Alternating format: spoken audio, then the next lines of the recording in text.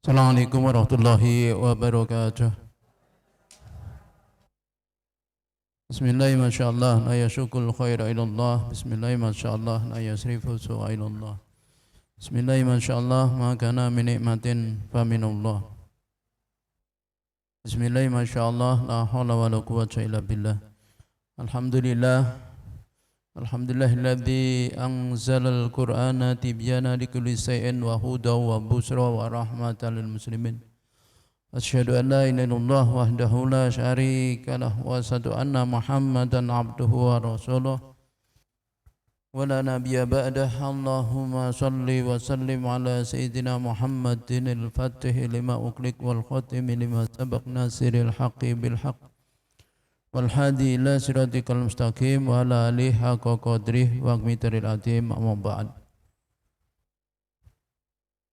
Alhamdulillah, puji syukur atas nikmat-nikmat Allah, kita pada pagi hari ini dipertemukan oleh Allah di awal bulan Safar. Salawat dan salam tak lupa kita haturkan kepada junjungan kita Nabiullah Muhammad sallallahu alaihi wasallam bi qauli Allahumma sholli ala Muhammad. Semoga kita kelak diakui sebagai umat beliau, mendapatkan syafaat dari beliau ya. Amin Allahumma amin.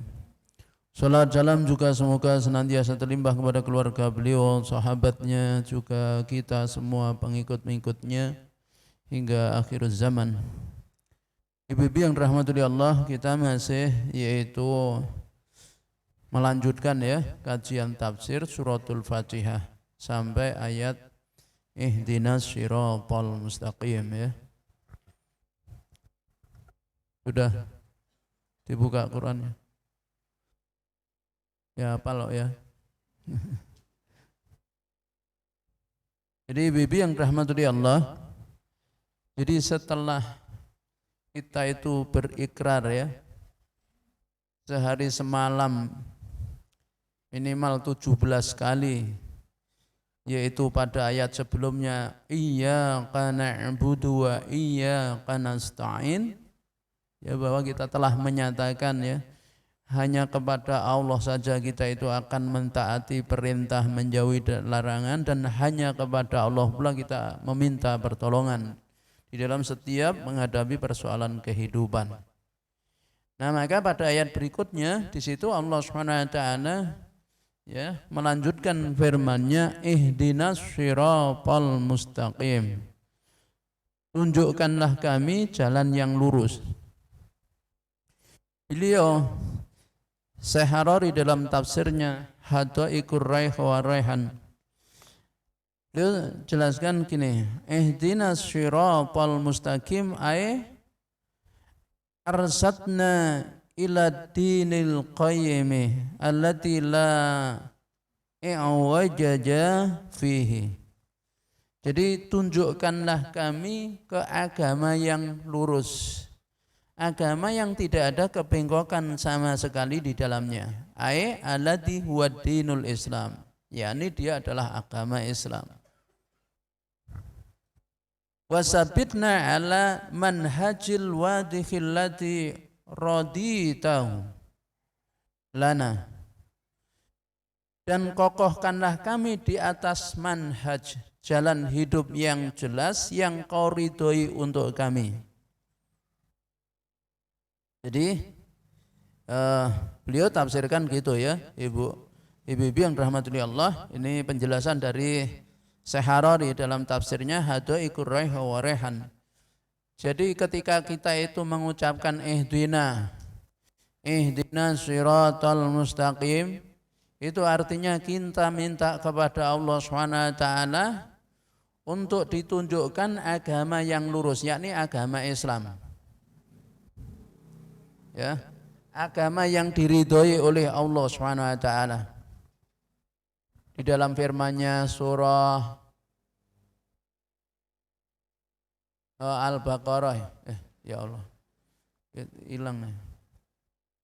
Jadi ketika Allah Subhanahu wa taala itu menjelaskan bahwa ya waraditu lakumul Islam dinan, dan aku telah ridhoi Islam sebagai agama kalian. Ini surah Al-Maidah ya.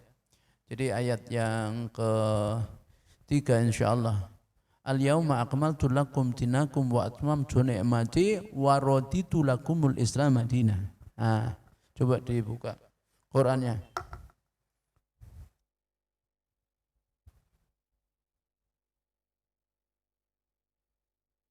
Jadi pada surah Al-Maidah itu.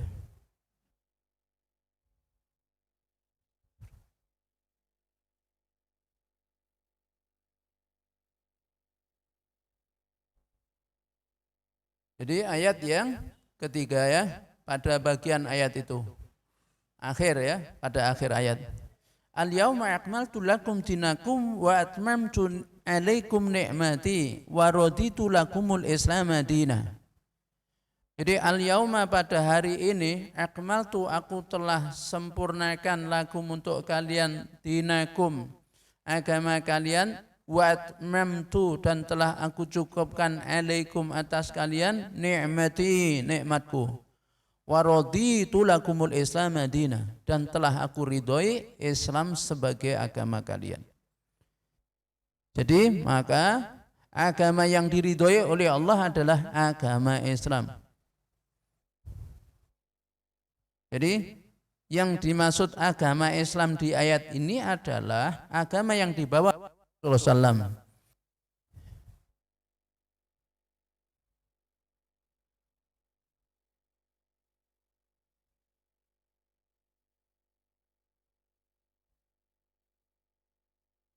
Ya, jadi agama yang dibawa oleh Rasul.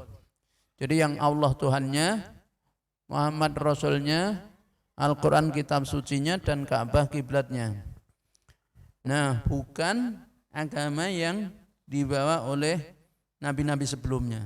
Jadi yang dimaksud itu wa raditu lakumul Islam madina dan telah aku ridhoi Islam sebagai agama kalian. Karenanya ketika kita memohon kepada Allah ihdinas siratal mustaqim, ya, itu beliau Syekh Harari menjelaskan ay arsadna ila dinil qayyim ila dinil qawim alladzi la iwajaja bih alladzi huwa dinul Islam. Ya, dia yang dimaksud agama Islam, termasuk kita mohon kepada Allah akan dikokohkan di atas manhaj agama yang Allah ridhoi untuk kita itu, yaitu agama Islam, jalan Islam. Dan ini merupakan wahada bayanun lil ma'unatil matlubati awalan. Jadi ini penjelasan tentang permohonan kita, pernyataan kita pada sebelumnya itu hanya kepada Allah kita minta tolong. Maka permintaan kita kepada pertama kali adalah minta diberi petunjuk, hidayah. Jadi ihdinas siratal mustaqim itu minta hidayah. Jadi tunjukkanlah kami ke jalan yang lurus. Ya. Jadi yakni jalan Islam. Satu-satunya agama yang diridhoi oleh Allah Subhanahu wa taala.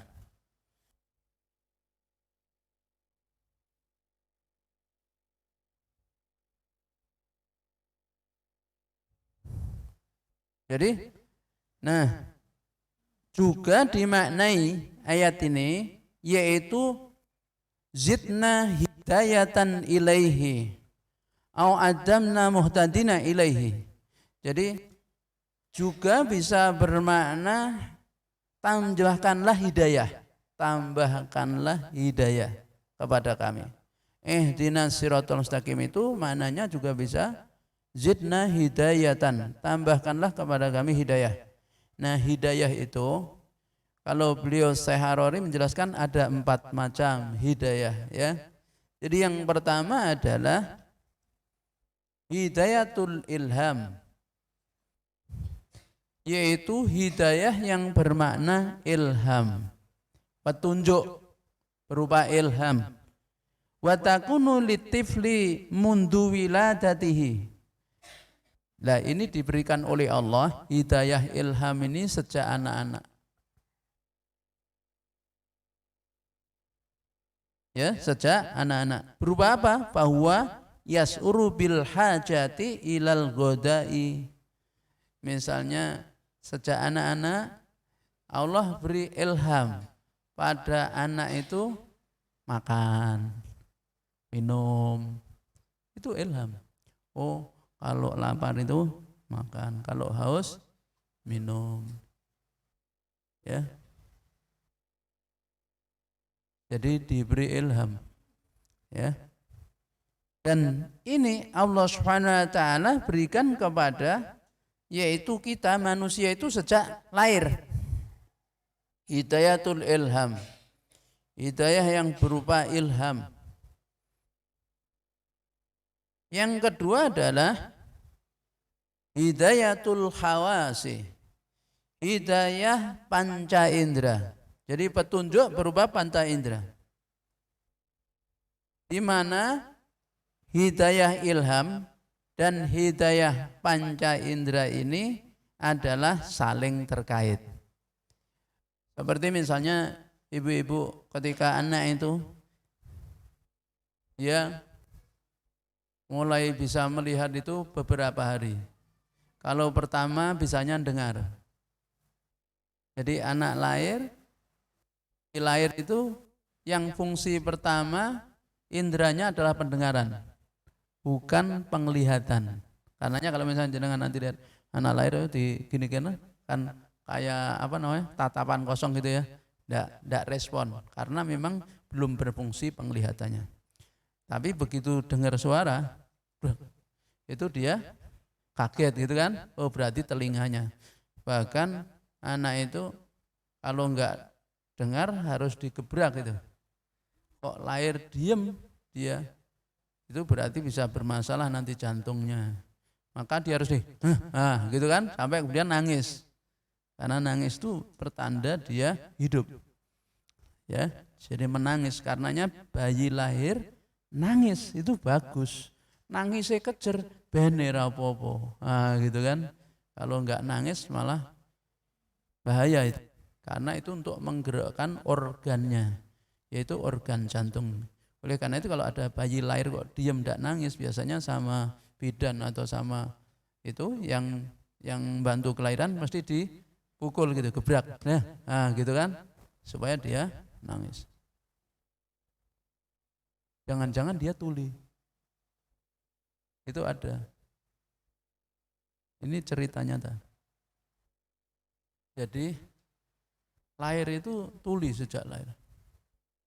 Apa namanya? Kok tahu tuli? Ya enggak dengar. Wong tidur itu wangkler, padahal dia kakaknya masuk keluar kamar itu nutup pintu itu dar. Kok enggak bangun, enggak terganggu, ternyata tuli. Ya Allah. Tuli sejak lahir. Diobatin kemana, enggak ada yang sanggup. Enggak bisa dengar. Pakai alat bantu dengar enggak bisa. Jadi dia sudah ke Singapura, ke Australia, ke negara mana-mana. Orang tuanya itu, bapaknya dokter, ibunya dokter. Itu kok bisa gitu? Saya tanya. Dulu waktu tanpa sepengetahuan, maksudnya tidak tahu kalau sedang hamil itu disuntik vaksin meningitis karena mau haji. Jadi itu nggak tahu kalau kondisi itu hamil. Itu baru ketahuan setelah pulang haji. Setelah pulang haji ketahuan kalau hamil. Nah terus sebagai seorang dokter akhirnya kan ada kekhawatiran kayak ono apa-apa. Khawatir kalau lahir cacat. Begitu lahir utuh itu, dia seneng. Ternyata cacatnya di pendengaran. Nah terus tapi hasil konsultasi dengan psikolog ya kemana-mana, dia tidak boleh sekolah ke berkebutuhan khusus. Dia harus disekolahkan ke sekolah normal. Jadi nyari sekolah itu tidak ada yang mau menerima kecuali sekolahan Kristen. Jadi salah satu sekolah Kristen di Semarang itu yang mau menerimanya itu.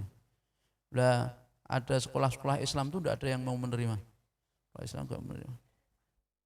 Akhirnya ada sekolahan yang tahu ya ketua yayasannya tahu kalau itu diterima di sekolah Kristen, langsung guru-guru dikumpulkan salah satu sekolah Islam. Saya tidak tahu, pokoknya anak itu harus kalian terima. Mbuh piye carane kowe ngajari, aku gak ngerti. Jangan sampai dia sekolah di sekolah non muslim. Malu kita sebagai orang Islam. Itu akhirnya dengan sangat terpaksa diterima. Diajari itu dengan caranya. Subhanallah, dia lulusnya terbaik. Kemudian sekolah sampai dia SMP di sekolahan Islam itu, salah satu sekolah Islam di Semarang. Itu sampai SMP dia diterima di salah satu SMA di Jogja, itu SMA Islam tanpa tes. Kemudian diterima di UGM tanpa tes gitu. Lah gimana caranya ngajarin dia? Pakai tulisan itu. Ya barusan dia lulus S2 di UI. Dari UI itu. Itu kuliahnya pada daring itu. Selama 1,5 tahun dia lulus nempuh S2-nya itu. Ya orang tuanya itu paling kepikiran itu anaknya yang ini. Engko piye ya Ustaz, anakku nikah kuwi sapa sing gelem ya. Gitu ya. Terus harus mempersiapkan, akhirnya dipersiapkan sejak dini. Dipersiapkan. Dia kepikiran gitu, sudah jenengan serahkan saja sama Allah gitu. Serahkan sama Allah, nanti Allah yang ngatur. Mana Allah itu? Ini pentingnya pelajaran berserah diri kepada Allah dan yakin Allah itu Maha mengatur. Walaupun enggak mudah ya. Itu gampang ngomong lakonnya ya angel. Iya kan, Ustadz kan ngomong gampang, lakonnya orang karuan iso ya kan. Jadi hingga sampai suatu masa di mana mau lulus S2 itu, S2 lulus. Mau nikah. Tidur. Pak, aku pengen nikah. Bapak ini lah, terus harus apa sih calon? Ya durung. Loh, piye komunikasinya gimana? Komunikasinya WA itu. Oke, nulis ya. Ditulis. Jadi kalau kuliah juga bahasanya dari suara dirubah ke tulisan. Itu jadi suara tuh. Dia enggak bisa karena orang tuli kan memang enggak bisa ngomong kan. Ya enggak? Hubungan tuli dengan ujaran enggak bisa. Tapi aneh bisa nyetir mobil dia. Unik pokoknya. Nah, komunikasinya itu. Kalau lulusnya cum laude atau S2-nya itu pinter. Sampai ya Allah, memang Allah itu memberi kelebihan ya masing kalau diterima itu. Nah, terus ditanya, ada enggak yang kamu senengi? Ada, gitu tanya. Ada. Lah siapa? Temen, gitu kan? Subhanallah itu gurunya SMP itu. Gurunya SMP itu telepon gurunya dia, nanyakan kabarnya itu. Kepala sekolahnya nanyakan kabarnya. Terus begitu diberitahu kabarnya, gimana pengen sekarang gimana? Iya dia tuh minta nikah. Gitu kan? Lu sama siapa? Temennya SMP. Oh saya tahu gitu kan. Wes saya aja tak mak comblangnya, gurunya itu jadi mak comblangnya. Ya kan tadinya kan bingung itu gimana coba. Orang tuanya itu engko piye, bojone apa ya gelem, sapa sing gelem gitu kan. Terus wong kondisinya berkekurangan ya dari sisi pendengaran gitu. Tapi ya ketika Allah yang mengatur menjadi indah. Nah, kemudian ringkas kisah, dia sudah tahu belum kalau kamu seneng gitu kan? Ya belum gitu.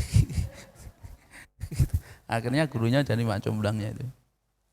Comblangnya terus didatangi itu muridnya perempuan. Oleh gurunya datangi. Sudah punya calon belum? Terus gini. Kalau ada yang nyenengi kamu gimana? Gitu kan? Siapa? Temen SMP. Terus sebentar, tak tebak. Dia tebak, benar ditebak itu. Jadi ditebak betul. Karena ternyata jadi followernya. Punya IG kan, mereka kan anak sekarang kan gitu. Ya udah Terus ditanya kan sama bapaknya ini si anak ini, "Lu kamu kok seneng sama dia apa?" Satu, anaknya baik gitu kan, perempuan tuh. Terus ulet, terus pinter, terus pokoknya ditanya itu, terus perempuannya ditanya gimana? Mau coba sebenarnya itu. Mau itu. Kan dia tahu betul kondisinya, ya toh? Temennya 3 tahun paling tidak 3 tahun kan, teman SMP 3 tahun kan sudah sangat mengenal siapa dia. Jadi bapaknya, orang tuanya itu nggak perlu penjelasan, kan nggak perlu menjelaskan gini. Subhanallah, itu mau coba itu mau. Terus tanya kan orang itu, gimana Ustaz? Segera dilamar, saya bilang gitu, jangan ditunda-tunda, dilamar terusan itu. Nah, ketika persoalan diserahkan kepada Allah itu, Allah yang ngatur jadi indah. Cuma kalau kita yang ngatur malah bisa kacau, ya kan? Kadang yang kita khawatirkan itu enggak terjadi, yang tidak kita khawatirkan malah terjadi seringkali.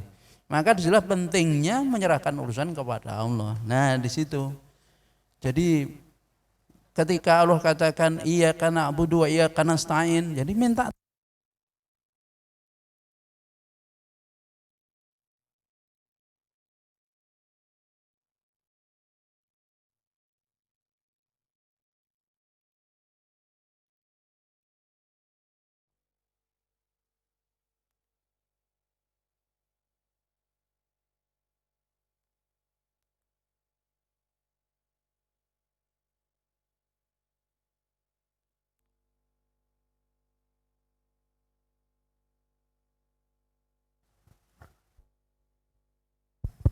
Ya, alhamdulillah. Nyala lagi, jelek atau ya urusan situ ya. Nah, jadi ibu-ibu yang dirahmati Allah, disitulah ya hikmah dari ini, kisahnya nyata, kita nyata. Wong bapak, orang tuanya konsultasi sama saya kenal baik, jadi cerita. Jadi ketika diserahkan kepada Allah, ternyata Allah yang mengatur menjadi indah, menjadi. Tapi kita yang ngatur kan, bingung. Ya, bingung kalau kita yang ngatur, ya kan, belum tentu cocok ya. Jadi hidayatul hawas itu yaitu hidayah berupa indera panca. Ini saling terkait dengan ilham tadi. Yaitu dua hidayah ini istilahnya berhubungan. Ketika orang ilham itu kan kayak dibisikkan di dalam hatinya ya. Ini kemudian dia melihat ya, kemudian akhirnya memahami.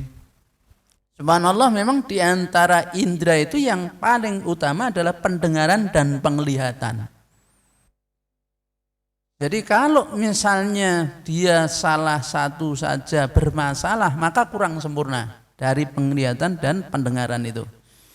Nah, jadi indera itu kan ada 5 ya, panca indera, bukan 6 ya. Jadi 5 panca indera. Mata melihat, telinga mendengar, gitu kan. Kemudian apa? Kulit apa? Raba ya. Nah, kemudian kalau lidah pengecap, perasa. Terus hidung penciuman, bukan berciuman ya, penciuman. Kadang orang keliru masalahnya anak-anak itu kalau nggak dipahamkan. Jadi bahaya mah. Jadi hidung itu penciuman, bisa bau. Ya, bisa bau. Nah, 5 ini. Tapi kalau misalnya salah satu dari 5 ini, yang sangat utama adalah pendengaran dan penglihatan. Pendengaran dan penglihatan.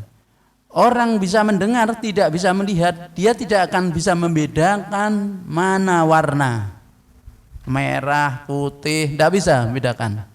Kuning, dia tidak bisa membedakan secara benar, yaitu cantik, tampan dan sebaliknya.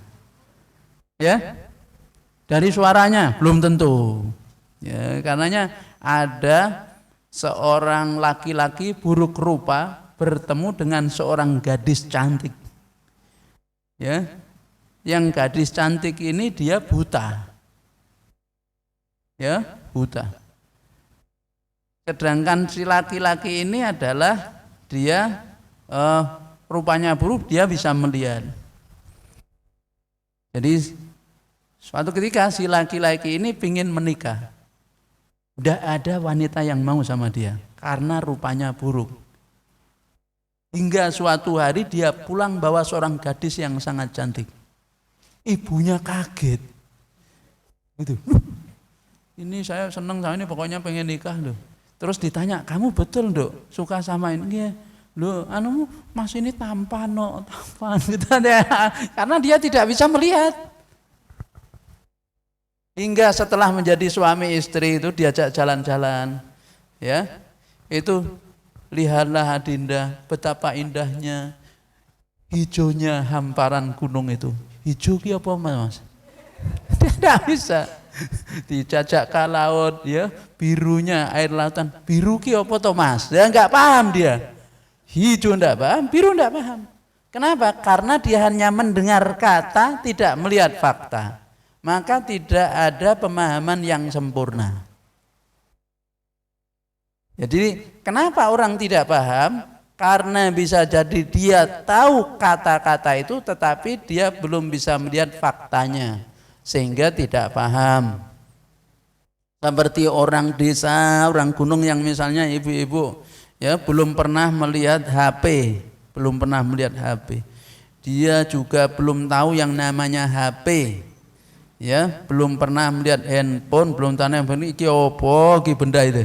Dia bisa melihat tapi tidak tahu informasi apa ini, maka dia tidak akan bisa menyebutkan, tidak paham. Seandainya jenengan datang di rumahnya kemudian ketinggalan, lalu kemudian, Mas, HP saya tadi ketinggalan di sini. Nopo niku HP? Ya, karena tidak terkoneksi antara informasi dengan faktanya, sehingga dia tidak paham. Begitu niki lho Mas, oh niku to HP jenenge niku.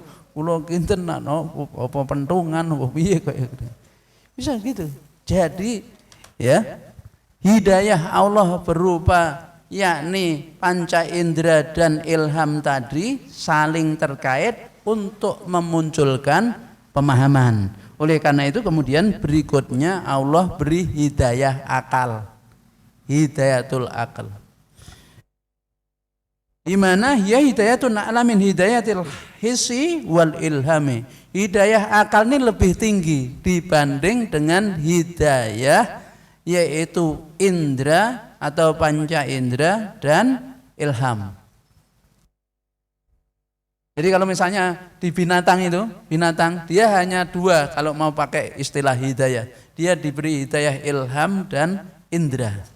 Tapi dia tidak punya akal. Karenanya dia tidak bisa membedakan ini milik siapa, milik tuannya atau milik orang lain, tidak bisa membedakan. Pokoknya ono rumput hijau dipangan, ya kan? Padahal itu punyanya tetangga. Nah, karenanya kalau misalnya ada orang nggak bisa membedakan, pokoknya hijau dipangan, wae tonggone barang berarti kuwi kaya binatang, gitu kan?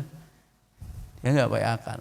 Maka hidayah akal itu lebih tinggi dia daripada hidayah yaitu indra, panca indra dan ilham itu. Ya, karena dia bisa membedakan antara satu dengan yang lain, al-akal itu. Nah, ya, bisa membedakan mana itu miliknya dan mana bukan, mana istrinya dan mana istri orang lain, bisa membedakan karena ada hidayah akal. Kalau misalnya nggak ada hidayah akal, nggak bisa membedakan. Coba binatang itu kan nggak bedakan kan? Tidak beda, gak bisa bedakan. Iki ibune apa dudu kan tidak bisa. Gitu ya. Itu binatang. Tidak bisa. Iki dulur sekandung apa tidak bisa dia bedakan. Pokoknya taunya ya begitu. Oh ini jantan nih betina. Wong kadang dia sesama jantan. Itu ya kan. Nah itu binatang. Maka kalau orang tidak bisa membedakan mana laki dan perempuan, binatang itu dia. Ya kan? LGBT itu. Ya. Ulaika kal an'am balhum adallu, bahkan bisa lebih sesat daripada binatang. Nah, kemudian hidayah yang keempat adalah hidayatul adyani wasara'i, yakni hidayah agama dan syariat, petunjuk. Yang beliau katakan wahiyah hidayatun labuta minha limanis taraqatil ahwa'u aqlahu wa saqara nafsahu lidatihi wa sahwati wa salaka masalika syururi wal athami wa ada ala bani jinsihi, ya, wa hadasa bainahu wa bainahum. Jadi hidayah akal dan syariat ini merupakan hidayah yang tidak boleh tidak. Ketika manusia itu ingin menundukkan hawa nafsunya, ya, jauh dari perilaku yang dimurkai oleh Allah, perilaku yang buruk dan dosa, maka syaratnya ikut agama, ya, mengikuti petunjuk syariat. Maka hidayah yang berupa agama ini menjadi hal yang paling penting. Nah, Allah utus Rasul sebagai penyampai hidayah, ya. Al-Quran adalah bagian dari hidayah itu. Maka dikatakan hudan, hudal lil muttaqin, hudal linnas, petunjuk bagi manusia. Nah, jadi Syekh Harari menjelaskan ada 4 macam hidayah ini. Kemudian Syekh An-Nabhani di dalam kitabnya, ya, beliau menjelaskan 3 macam hidayah. 3 macam hidayah. Yang pertama adalah hidayatul khalqi, yaitu hidayah penciptaan. Yakni bahwa setiap manusia telah diciptakan oleh Allah potensi untuk menerima hidayah. Ketika Allah SWT berfirman, ya, di dalam surah Al-A'raf, surah Al-A'raf,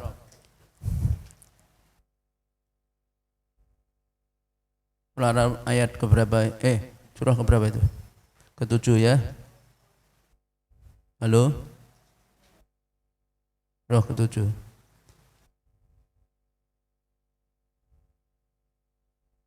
Ayat 179.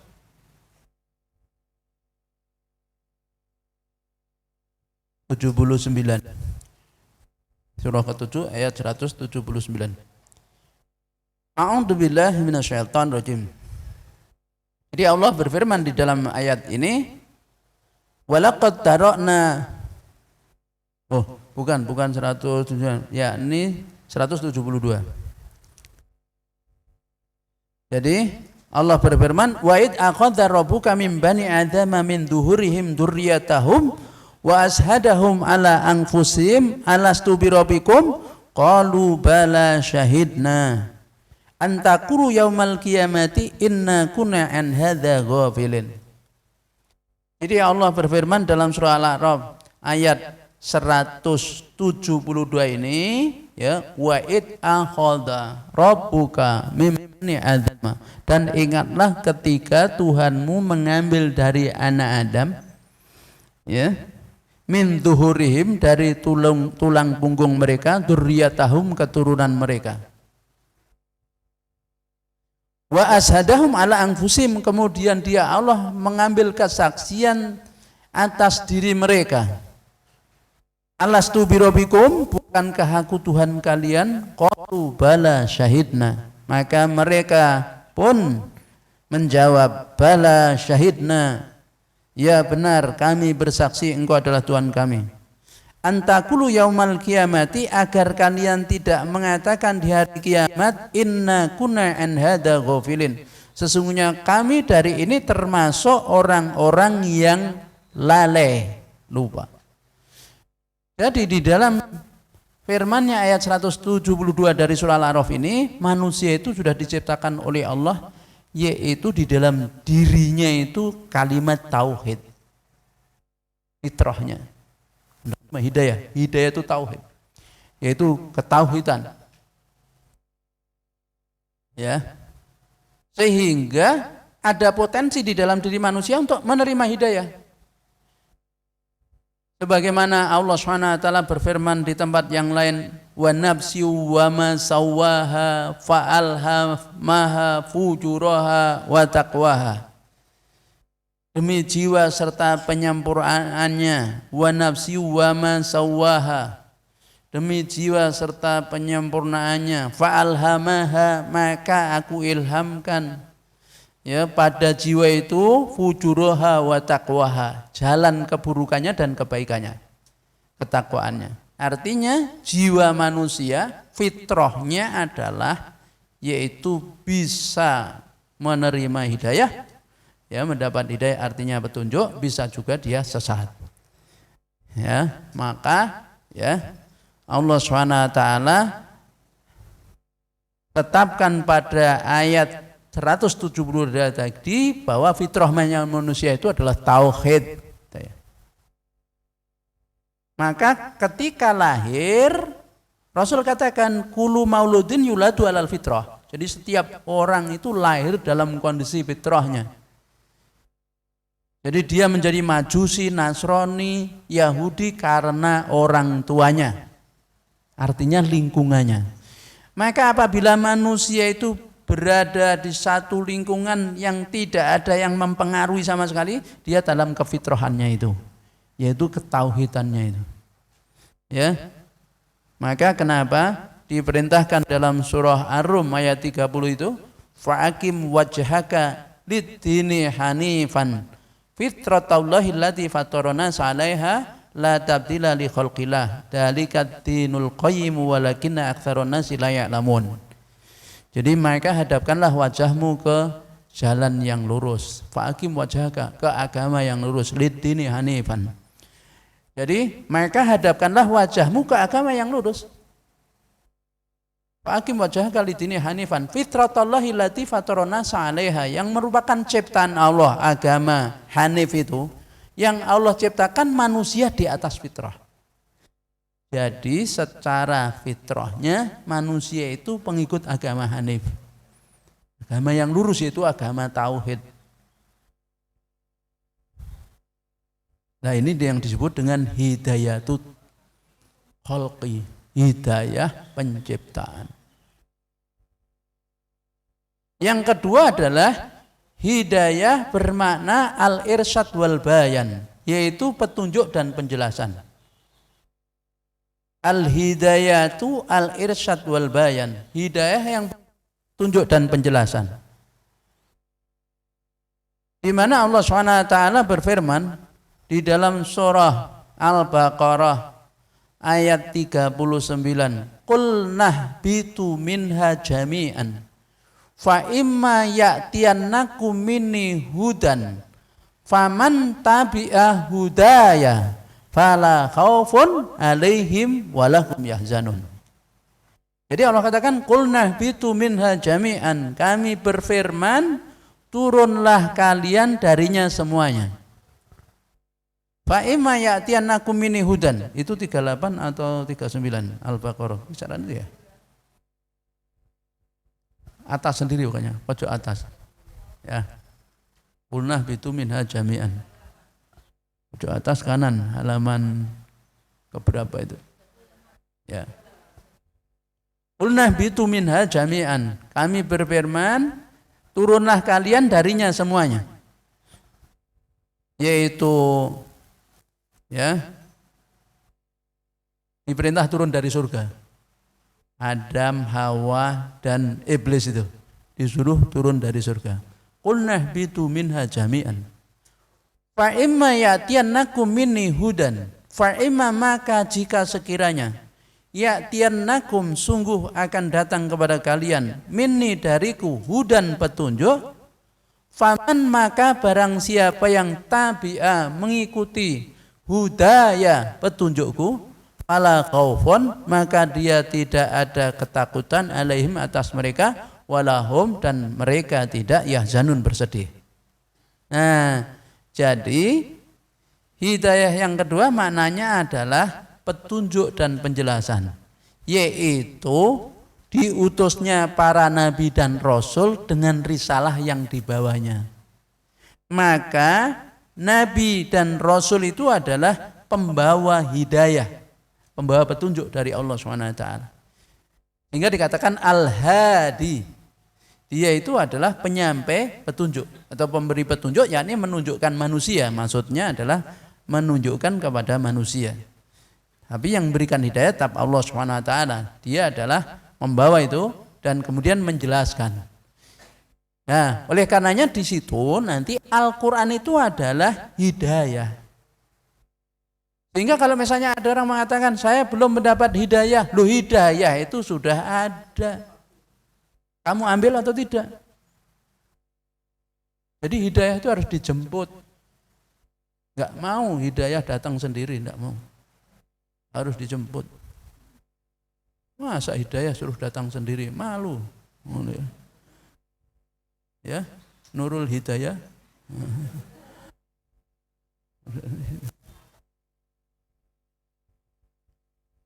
Nurul Hidayati ya enggak mau datang, dia harus dijemput. Jadi hidayah itu mendatangi majelis ilmu, bagian dari menjemput hidayah. Ya. Nah, jadi Quran itu adalah hidayah. Dia katakan hudan. Hingga sudah datang, mau ngambil atau tidak? Nah. Jadi di situ jelaskan ya, yang kedua itu yaitu hidayah bermakna al-irsyad wal bayan, petunjuk dan penjelasan. Yang ketiga adalah hidayatut taufik.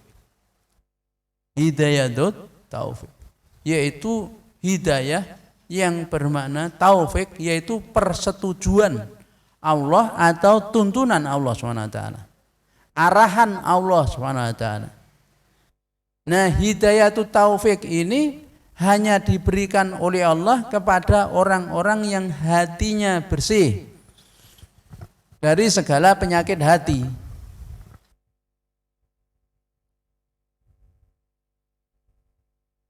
Ya, Allah tidak akan beri hidayah terhadap orang yang ingkar. Nah, la yahdil qaumal kafirin. Allah tidak memberi hidayah orang yang kafir. Ya, Allah tidak beri hidayah orang yang zalim. Jadi segala penyakit hati menjadi sebab terhalangnya orang mendapat hidayah. Terhalangnya seseorang mendapat hidayah. Oleh karena itu ketika kita itu mengatakan ihdinas siratal mustaqim, ya tunjukkanlah kami ya Allah kepada yang jalan yang lurus, itu bisa bermakna kita meminta hidayah taufik. Ya Allah tuntunlah kami, antarkanlah kami ke jalan yang lurus. Maka Allah hanya akan mengantarkan kalau orang itu hatinya bersih dari penyakit-penyakit hati. Apa penyakit hati? Sombong, iri, dengki, riya, merasa benar sendiri, ya, kemudian zalim, suka menzalimi, ya, penyakit-penyakit hati. Nah, jadi oleh karenanya ibu-ibu yang dirahmati Allah, maka kita harus introspeksi ya ketika kita itu meminta hidayah kepada Allah SWT. Maknanya bisa tambahan hidayah, ya.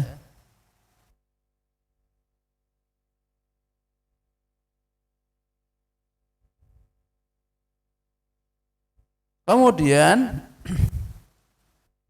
yang ketiga juga bisa bermakna ketika kita mengatakan ihdinas siratal, itu minta untuk diberi kemampuan nasrul hidayah, menyebarkan hidayah, ya, menyebarkan hidayah. Jadi mohon kepada Allah agar kita diberi kekuatan untuk nasrul hidayah, menyebarkan hidayah, artinya berdakwah, mendakwakan, ya. Nah, ini adalah kalau yang meminta, yang membaca para nabi, nabi orang-orang soleh itu begitu. Ya, diminta untuk diberi kemampuan nasrul hidayah. Maka memang makna ihdinas siratal mustaqim, tunjukkanlah kami, itu tergantung siapa yang membaca. kedudukannya. Kalau Nabi yang baca, maknanya bisa menyebarkan hidayah atau istiqomah di dalam menyampaikan hidayah di dalamnya, atau berjalan di atas hidayah itu sendiri. Nah, sehingga tercakup di dalamnya adalah setiap level tingkat keimanan seseorang. Bagi orang yang dia baru masuk Islam atau imannya merasa minta dikuatkan, ya, dikokohkan, diistiqomahkan dan sebagainya, ditambah hidayahnya. Nah,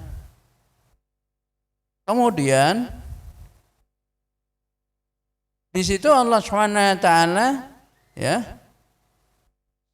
telah mengatakan ihdina, menunjukkan asyirata, yaitu kata syirat.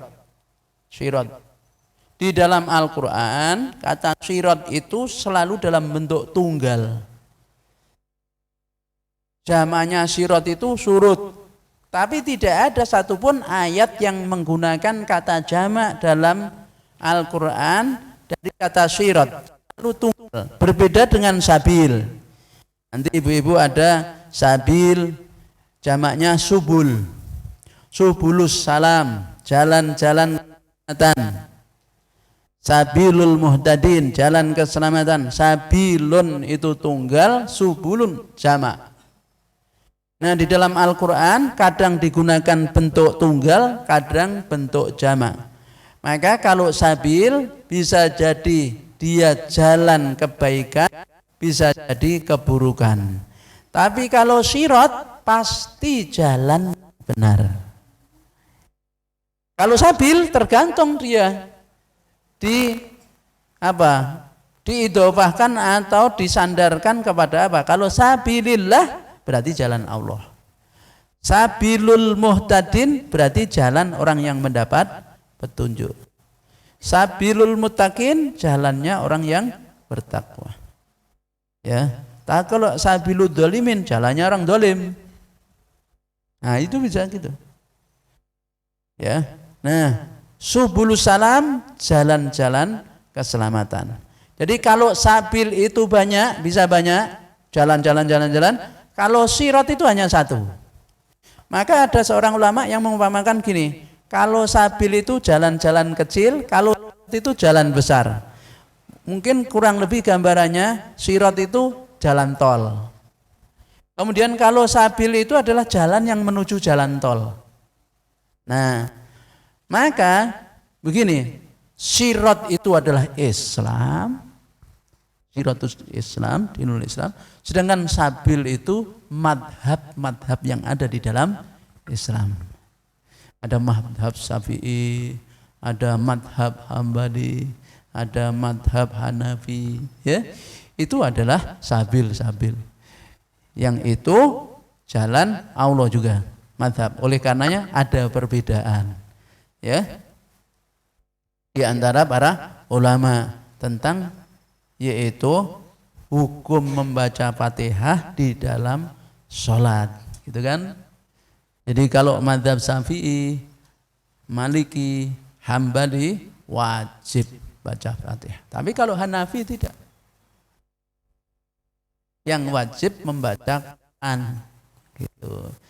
Tidak harus Fatihah. Yang penting apa yang mudah dibaca dari Quran. Nah, misalnya gitu. Ini beda.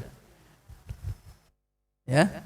Nah, karenanya nanti kalau dilihat dari situ berarti ada perbedaan. Nah, ini jalannya itu sabil, tapi menuju jalan yang sama yaitu sirat. Gitu. Ya, menuju sirat itu.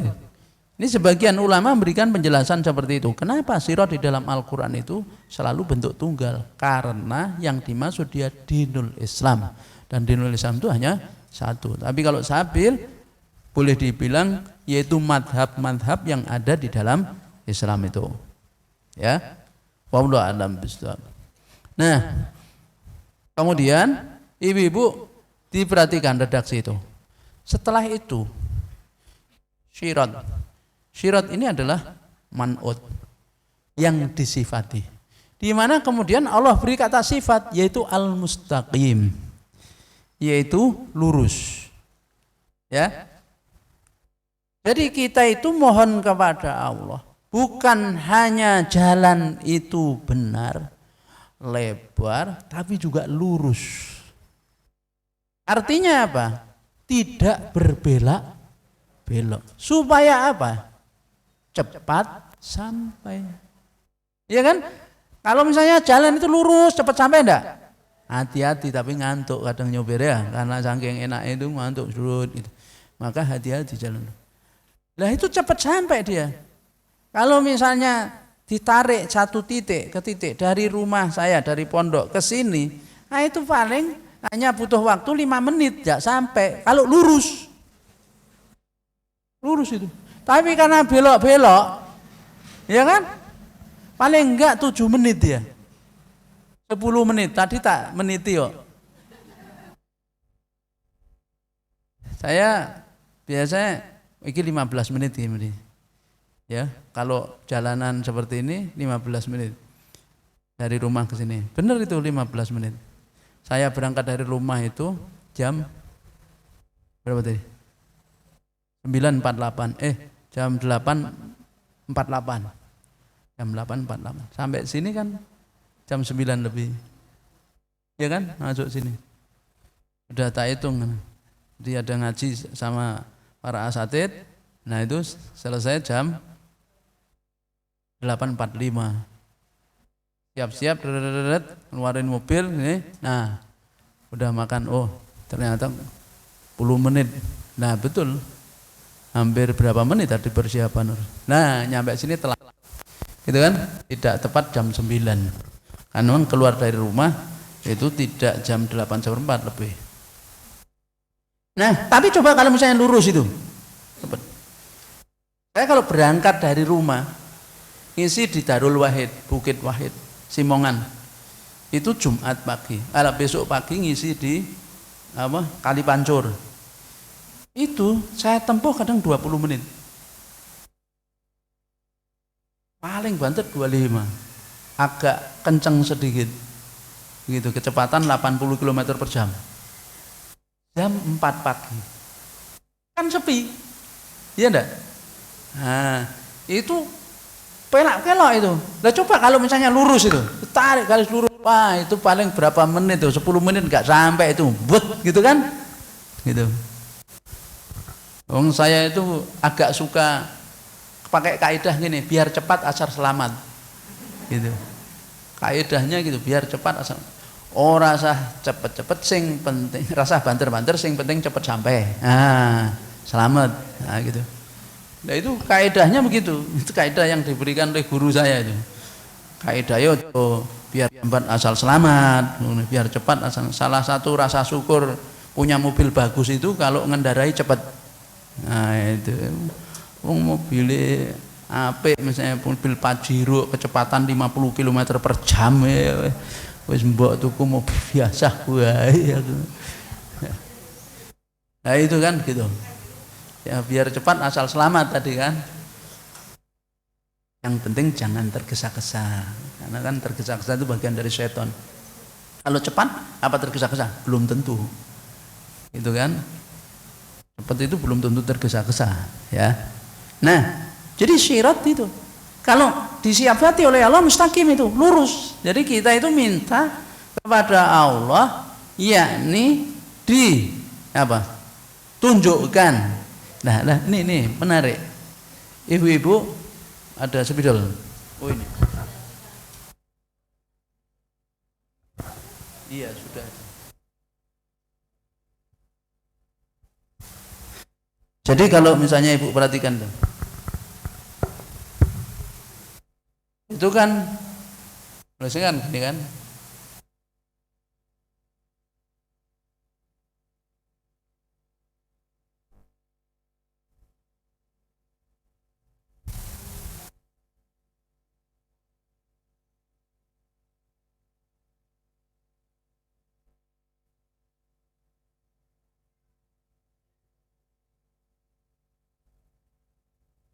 Pak cukup ya.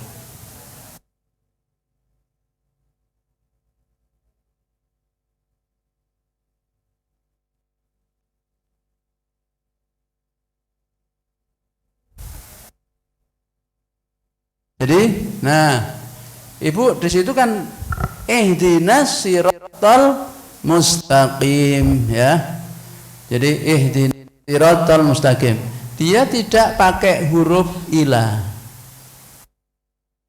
Nah, tapi langsung ini huruf jar. Jadi Allah Subhanahu wa taala menyusun ayat ini dengan tanpa menggunakan huruf jar. Tidak ihdina ilas siratil mustaqim, tapi ihdinas siratal mustaqim. Ya. Jadi tidak ihdina ilas siratil mustaqim. Tapi kalau ibu-ibu makan kan tunjukkanlah kami ke jalan lurus. Padahal ke-nya itu mana? Ke-nya itu nggak ada. Lah terus mesti tunjukkanlah kami jalan yang lurus. Ada ke-nya kok itu. Ke-nya yang mana? Maka kalau dalam bahasa ini ya, dia kedua, objek yang pertama objek keduanya sirat, kemudian disifat dengan al-mustaqim. Mengandung makna apa? Jadi faidahnya itu adalah bukan menunjukkan kono lo, kayak lo dalane ibaratnya gini. Pak Bu, tunjukkan rumahnya Ustadz Ainul Yakin. Oh anu Mas, jalan bengkong raya orang ono nomere, pokoknya nang ono Baitul Quran ya, bengkong raya kira.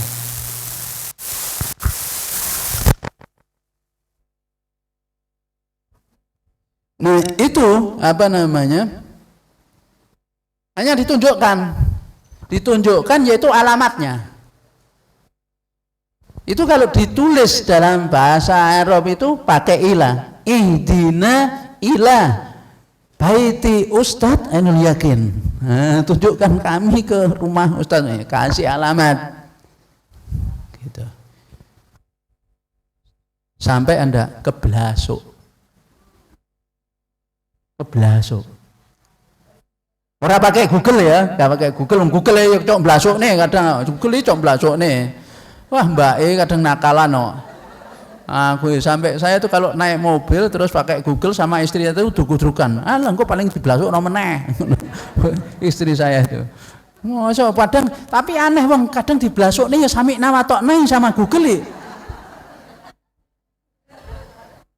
Padahal kadang ya diblasuk nih tapi ya sami nawatokne. Google tuh nggak bisa baca ada jembatan putus, nggak bisa baca. Saya itu pernah diblasuknya jembatannya putus. Ya Allah berarti nggak diupdate sama dia loh. Ini piye ngupdate ora ono petugase. Ora iso ngeker. Balik meneh kuwi. Wis dipateni Google takon ning mbake sing asli aja mbak palsu. Jadi kalau misalnya, tapi kalau tanpa ilah itu maknanya adalah hantarkan. Jadi kalau misalnya Pak nuwun sewu rumahnya Ustadz Ainul Yakin, monggo kula terke. Nah, mesti nyampe karena saya sudah pernah ke sana berkali-kali.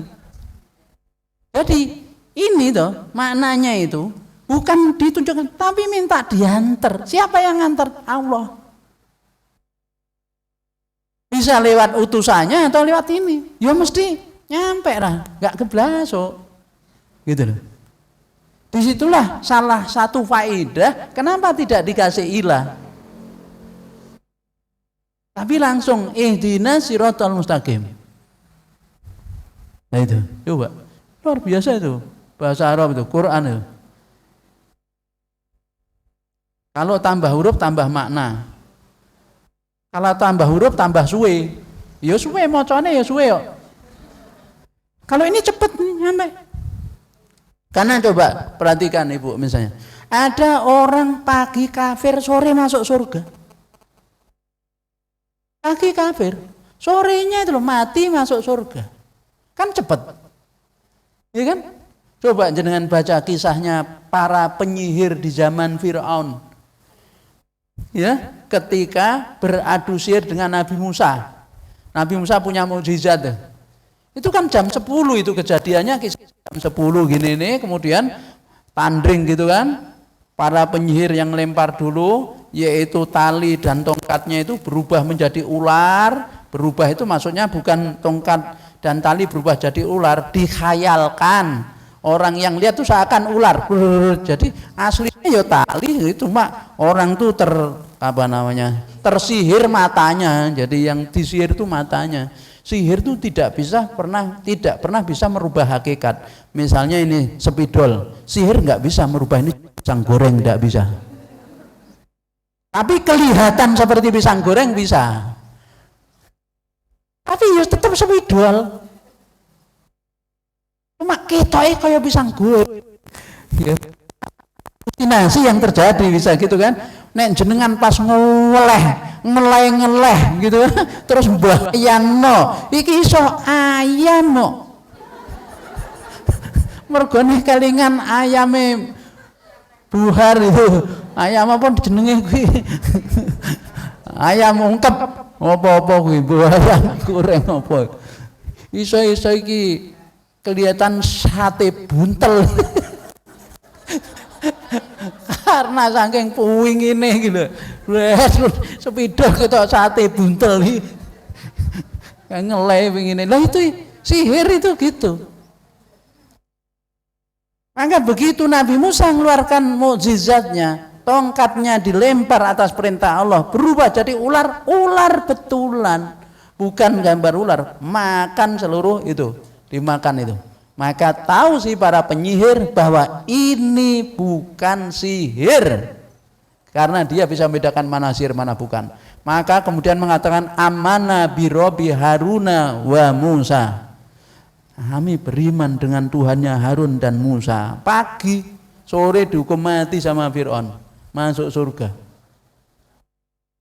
Nah itu hidayah itu begitu cepat itu, cepat nyampe.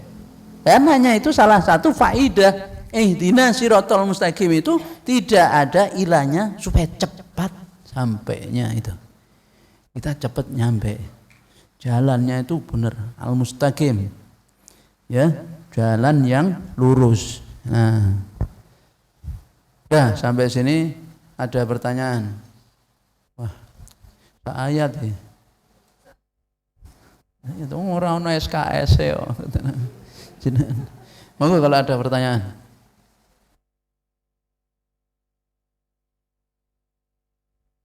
Monggo. Waalaikumsalam warahmatullahi wabarakatuh.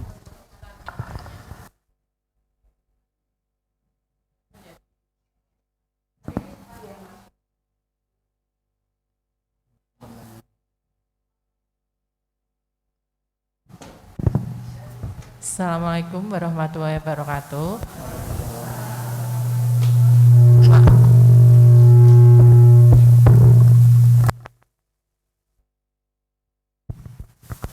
Ustadz mau bertanya. Ada teman yang tadinya Muslim, kemudian menjadi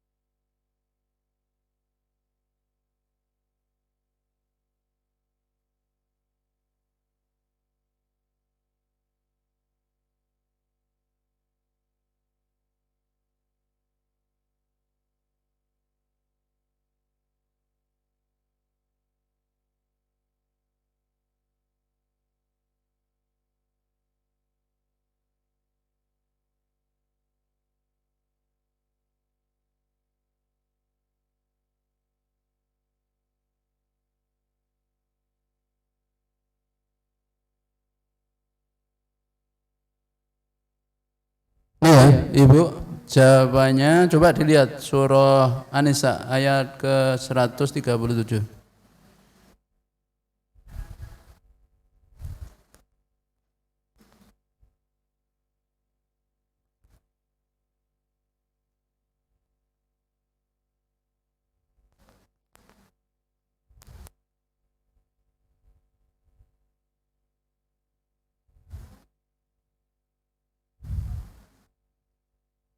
Dah?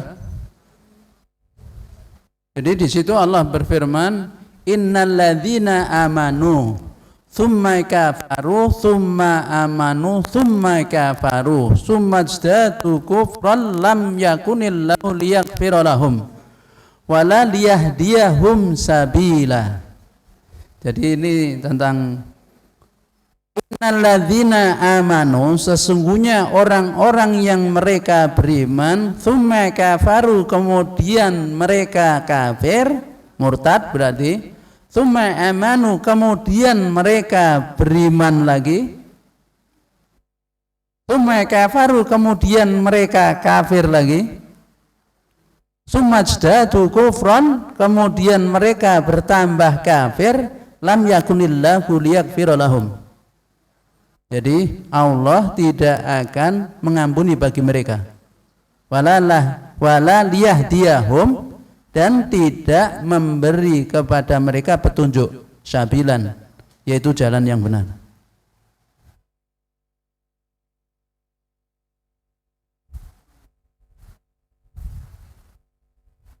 Nah, jadi ditafsirkan gini. Ini tafsir Yasar ya.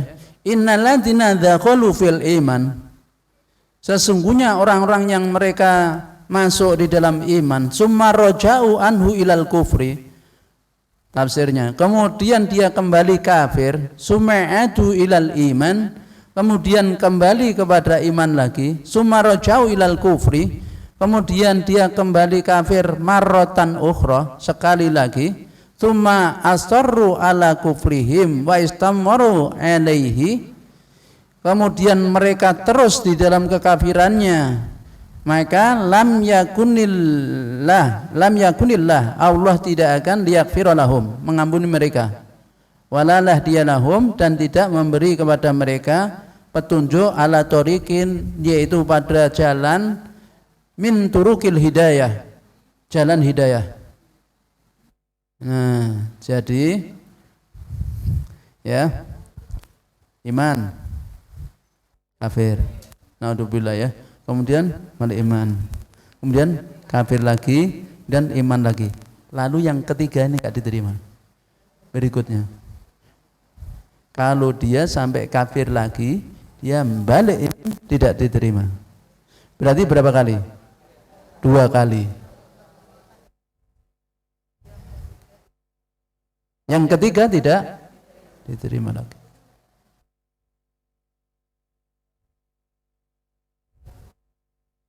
Ya, tahu ya, paham tak?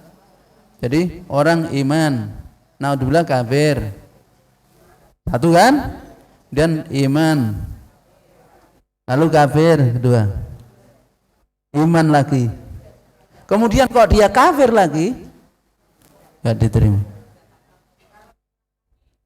Ya maksudnya, ya itu, paham? Gimana? Kan yang ketiga, perbuatan kafirnya yang ketiga. Pertama, murtad kan, balik Islam. Terus murtad lagi, balik Islam, masih diterima. Tapi begitu nanti setelah itu, setelah dia Islam, murtad lagi, balik lagi, tidak diterima. Iya kan ketiga. Maksimal kan berarti 2 kali.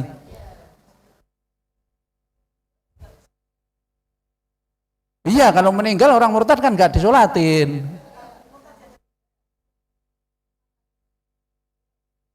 Iya, nggak diterima. Iya, nggak boleh. Iya, balik Islam. Kan nggak diterima Islamnya. Wih, karo agama nggih dolanan. Agama nggih dolanan. Nggak boleh. Ya.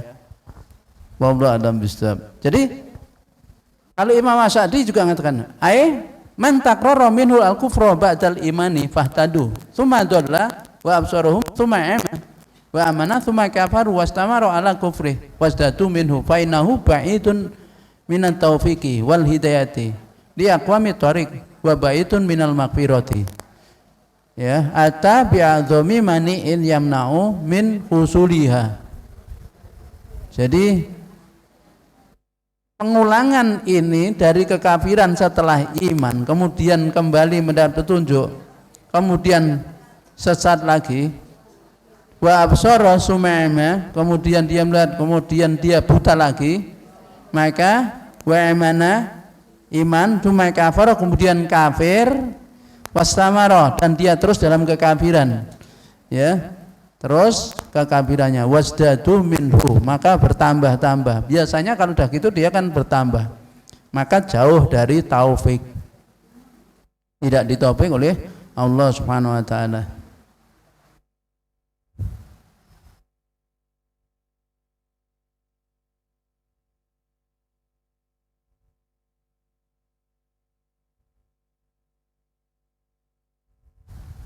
Wallahu a'lam bishawab. Itu ya Bu. Jadi ayatnya di surah An-Nisa ayat berapa itu? 137 ya. Satu kafaru kan 3 ini. Kemudian kafir berarti murtad. Kemudian iman, kemudian markin, kemudian bertambah. Nah, jadi kafir yang ketiga balik lagi tidak diterima. Ya. Waalaikumsalam warahmatullahi wabarakatuh.